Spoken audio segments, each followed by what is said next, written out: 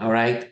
So I want to open now with a question to each of you. So um, I'm going to start from the way I see you guys on the screen. I see Daniel, then I see Guillermo, then I see Anamon.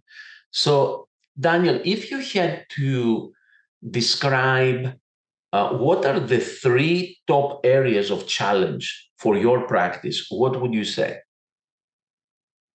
Yeah, you brought up a few already from your personal experience. I acquired this practice this year with my partner. It was also opened up in the 1990s, and it's been around since I was born.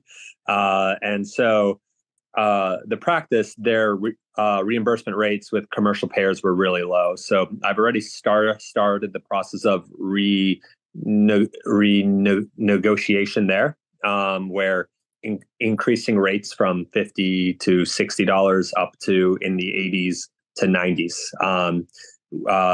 Internally and then externally. And then the second one is staffing, right? I feel like everyone's trying to grow.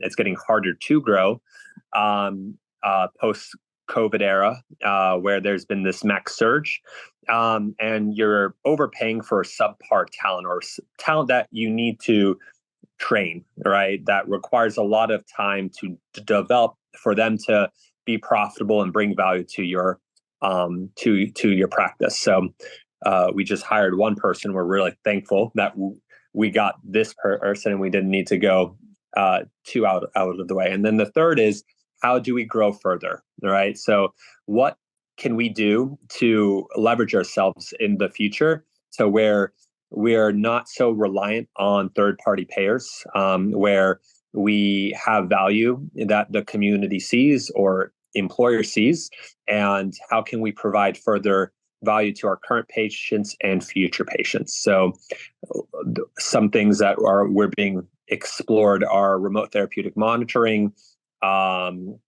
We're looking at using artificial intelligence so that we're taking off the administrative burden from our front office team and our clinical team.